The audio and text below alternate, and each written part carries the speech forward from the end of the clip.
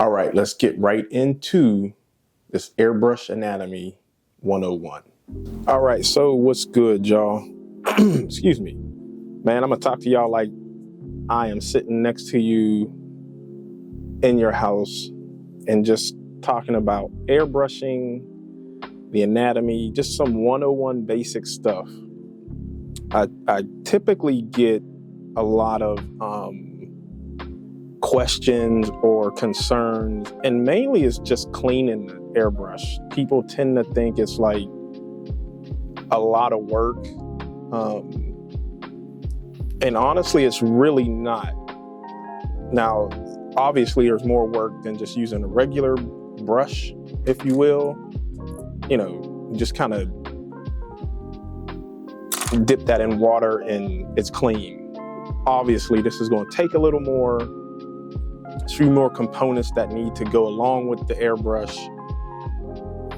but I am going to try and make this as simple as possible. So one, we can debunk any fear of using airbrush. I absolutely love using my airbrushes.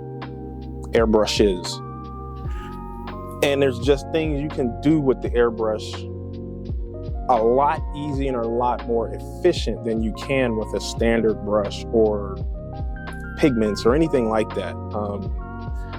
And here I have an iwata, and then I have an evolution one here. The iwata is a little cheaper, and this is the, I wouldn't say like the lower end one. It's probably like 1 or 2 steps up from the lower end. Let's see if, hopefully we can keep zooming in here without it getting too blurry. It is an HPCS Eclipse. It's a dual action, meaning you press down on the trigger and you get airflow. When you pull back, if you pull back all the way, you're getting a bunch of paint. And you pull back a little bit, you get a little bit of paint. Pretty simple, right? It's a top fed with the cap. I typically don't keep my cap on because I change paints a lot. Some people may say they like a bottom fed one, which, you know, that's just preference. I prefer the top because I can empty it out, clean it, and go again. Or I can leave paint in here. Like if I want a good gradient. So like say here I want black, gray, all the way up to white. I can keep that dirty in there a little bit and just keep adding white. Or if I have a gray already mixed, it'll make the blend a lot smoother. Even though you're gonna get a good blend anyway because it's an airbrush, and depending on how you hold it and stuff like that. And I'll go into a little bit of that as well. So you have your needle, your trigger, your top feeder. I forget what they call this.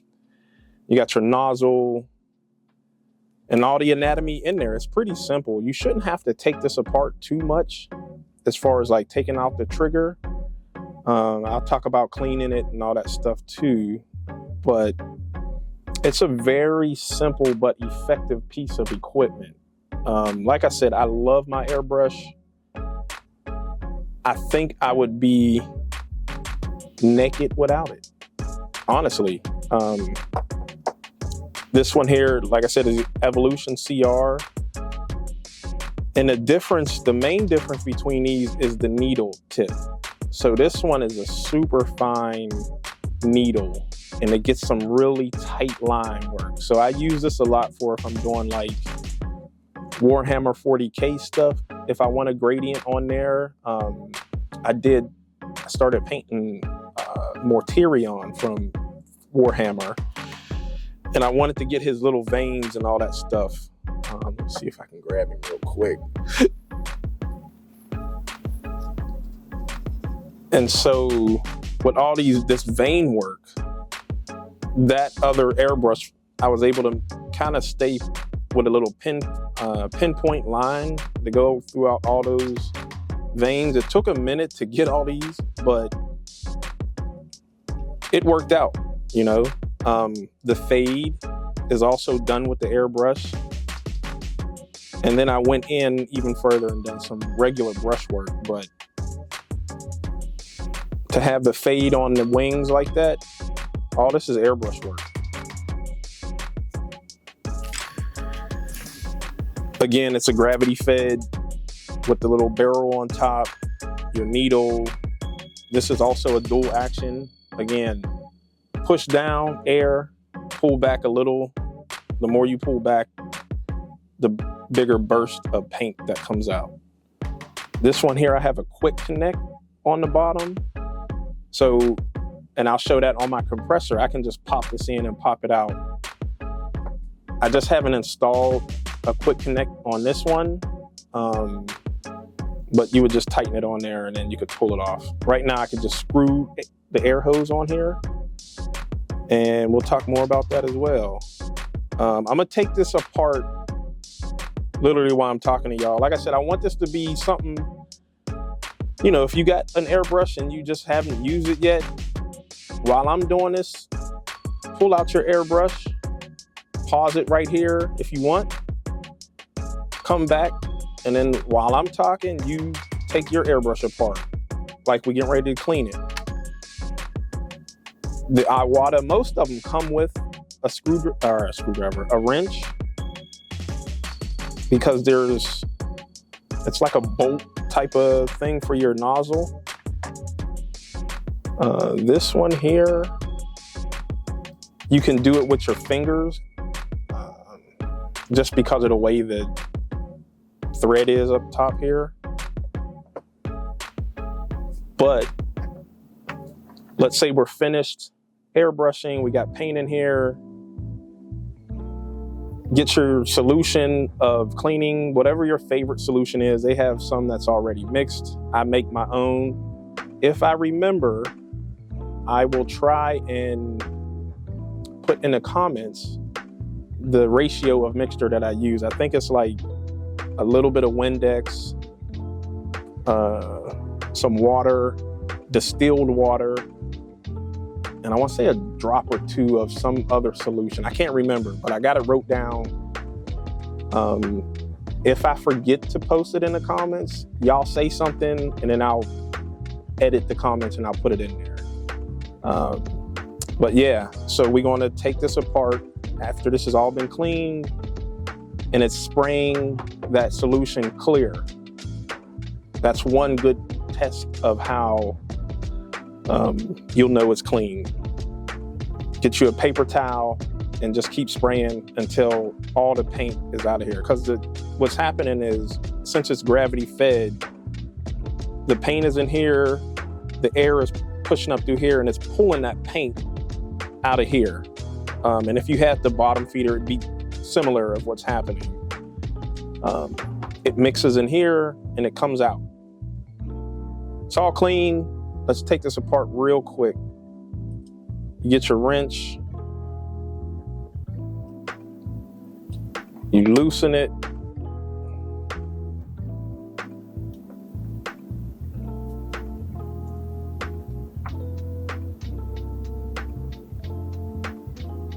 you take your little other part of the nozzle off. See if I can get that in focus, maybe. No. Well, it covers the needle. And then you loosen your needle in the back here. Don't unscrew it all the way. I mean, you can, but I just loosen it enough. You'll feel the tension when you tighten it. And then when you loosen it, just a couple turns off of there. Now, when I take my needle out of here, I push it. Because if you pull it out from the back, you'll drag all that paint in this area. So that's the reason people have to clean their airbrush and take all this apart, and it becomes a hassle. If I pull that needle through, because there's still paint and just little residues of paint everywhere, if I pull it through, now I'm dragging all that paint back through here, and it'll gunk this trigger up. So every time I push my needles through, pull it all the way out, I'll have like a damp piece of paper towel, and I'll just clean it, because you'll feel a few, because it's such high pressure air, and it's not like super high, but it's enough air that it'll start drying some paint on here and everything. So you just get you a paper towel, clean it up, make sure the tip of the needle is clean, and then push it back through here. Nice and easy. Make sure you don't bend the tip of the needle. And then I'll do it a few more times, because you may see like some residue of paint that's gotten in here and hasn't gotten fully clean. Because you could see the needle in there. So when I pull it out, watch. And now the needle's out. So if there's a little bit of paint residue left in here or right in this area, you'll see it come out on your needle. And again, if you push it back this way, you're gonna drag that little bit of paint all in here and start messing up, because there's a spring in here, because it's spring loaded.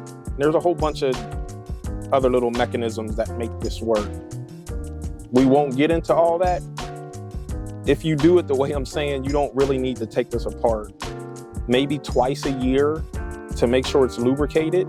But other than that, I don't think I've taken this fully broken down since I've had it. And I had it probably about 2 years now. And it still works great, bulletproof. But I'll stick that back in there.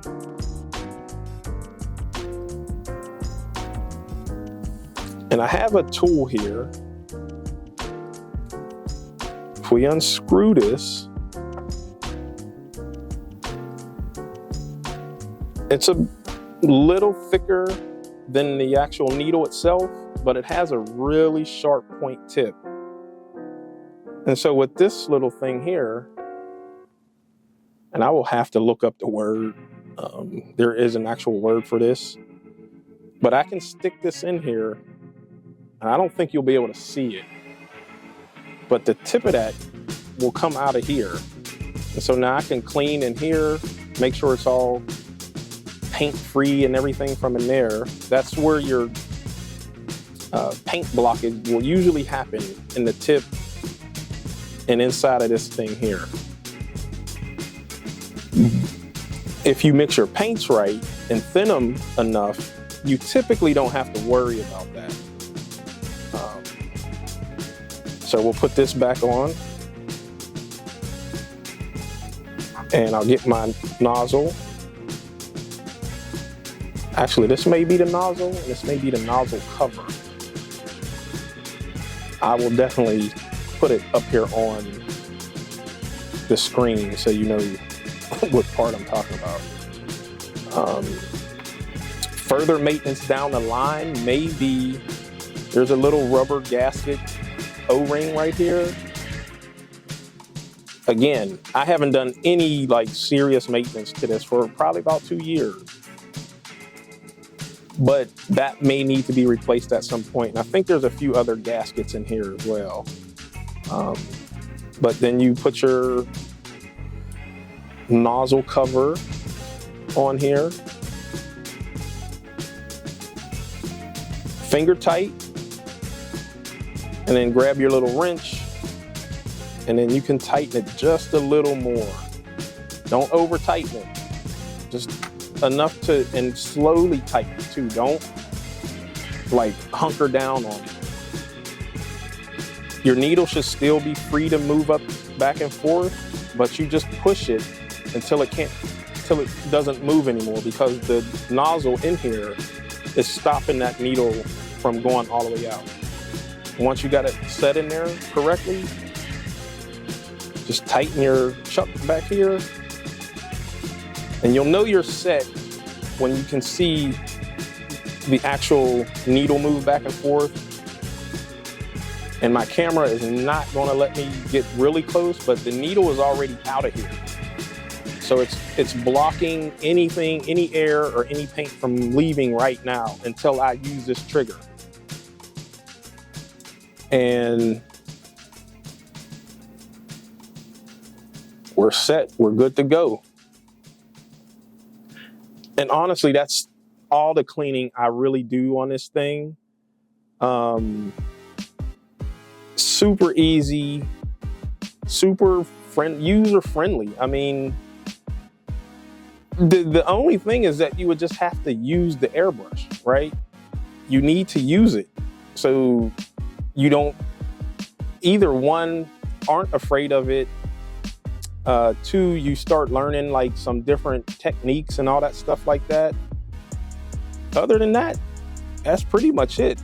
I love my airbrush. And I love this little guy too. My daughter bought this for me for my birthday a couple years ago, I think. And yeah. These need to be in your arsenal. All right, so here's my compressor. And it's just one of those really cheap ones. I think I got it from Amazon, or I might have bought it off Marketplace or something. I actually put a T splitter. So at first it was one line just coming out of there. But I put a T on here so I could have both airbrushes running at the same time. Here's my moisture trap down here. And you hit it, it collects moisture because in the line here, moisture gets trapped and it sends it to that thing there. You can set your PSI, how much pressure you want to come out of there. And I usually keep mine between like 1 and 2, or what is that? I'm lying. 20 PSI. I might go up a little higher, but I'm cool with how that's set up for me right now. It's just an on and off switch over here.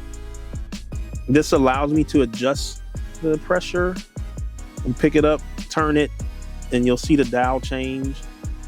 Push it back down to lock it. Again, it's very rudiment, if you will, just super basic. I got a little stand that I got for these brushes. It just kind of hooks onto the desk. When I'm not using, I could just set them in here. And yeah, we're going to spray paint something or airbrush something real quick and show you a really good technique that I learned. All right, so I got my airbrush hooked up. I got my thinner and my cleaner down here.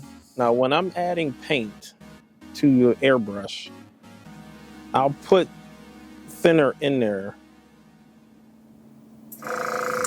And just depending on, once you start using it, you'll understand how much thinner to paint ratio and all that. I use a lot of Vallejo paints. Let's see if we can zoom you in here.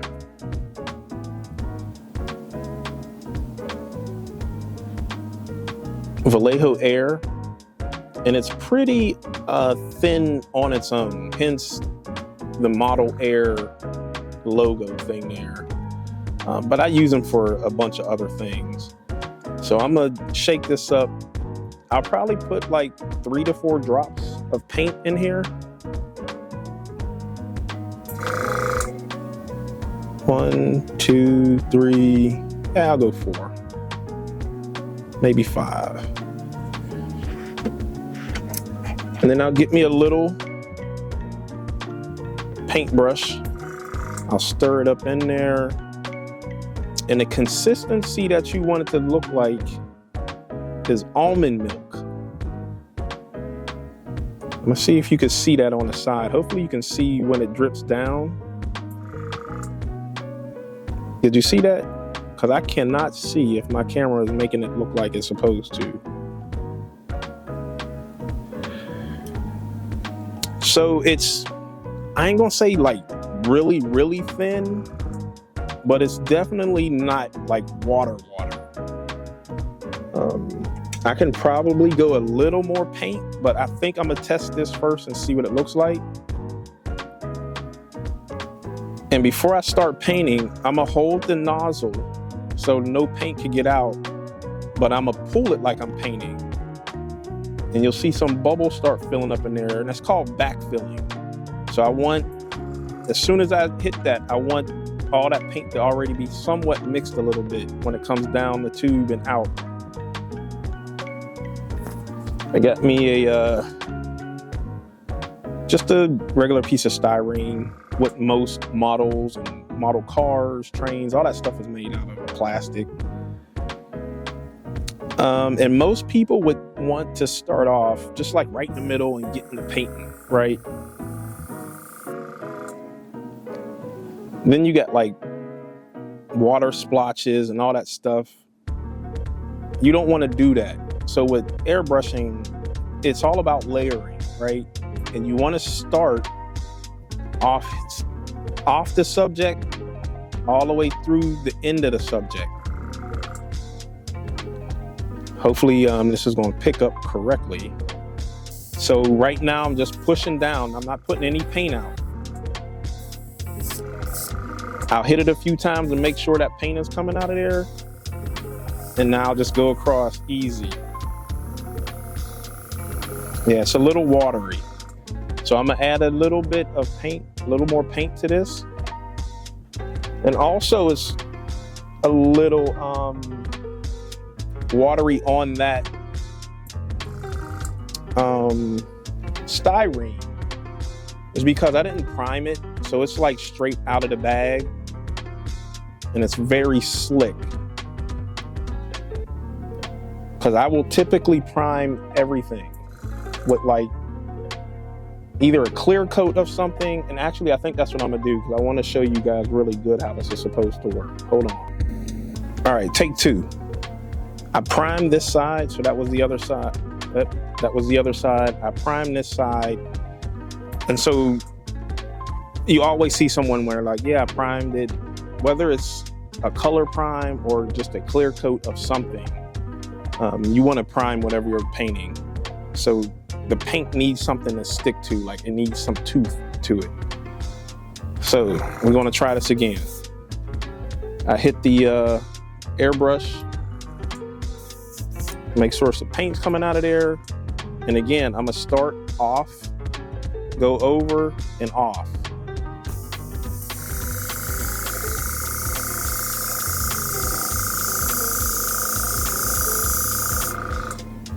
And you get a nice fade. It's still a little bubbly, it seems a little watery, but we'll let that dry.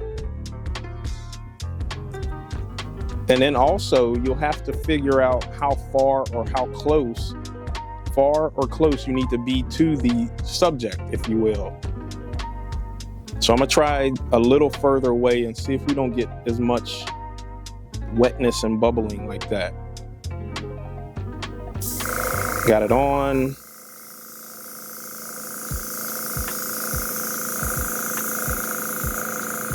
And now we're getting a nice, consistent, because I pulled away from the subject. Boom. Easy peasy. You can let that dry.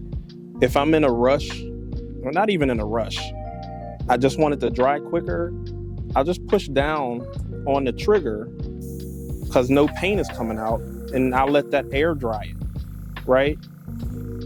Now that it's dry, I'll make sure I'm back far enough. And so we want this in here to be darker than the rest of this stuff up here. So now I'm gonna just concentrate my strokes back and forth in this section, this middle section. Starting off of the thing, got my paint flowing, come back some.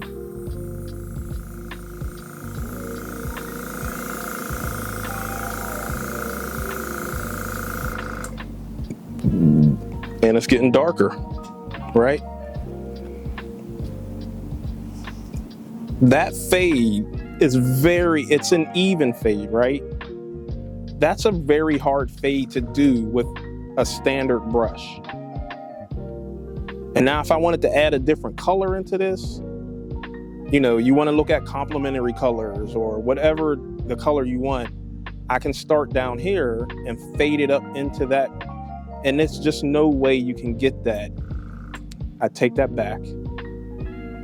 I've seen some people do that with a regular brush. I am not that proficient with a regular brush. So thank you, Iwata, for making an airbrush. And there's different kinds of brands, Badger, Pache, even the cheap masters is what I've used those, and if I come across another cheap one, I will get that and use it as well. You can use airbrushing for a lot of different things, but if we want to make this in here even darker, make sure my airbrush is ready to go. I'll start off the subject and I'll go all the way off the subject. Get my airbrush going, pull back some, and just take my time. And it'll just keep getting darker and darker. Now I could come up if I want to pull that fade up a little more to the top.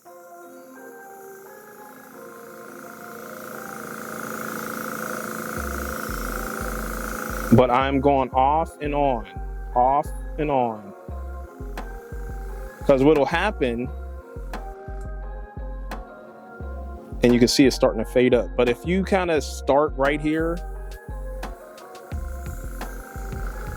now you're going to build up on each of those ends. And they're going to get a little darker because you're holding that brush right here and right here. You want a consistent, easy off, easy on. Off, off, off, off, on, off, on, off. You know what I'm saying? Go past your subject and you get some really nice fades. All right, real quick, hopefully 5 minutes or less, I'm gonna clean this airbrush out. So I got my paint in there. And what I do is I just dump the paint out. I have my cleaner, my homemade cleaner, dump some of that in there. And then I'm gonna backfill it again like I done when I was starting to paint. A little more aggressive. You see the bubbles coming out. I'll dump that paint out. And then I have a clean paper towel. I'll just keep going until all that water and residue is still in there and there's nothing else coming out. I'll fold that. Get some more cleaner in here.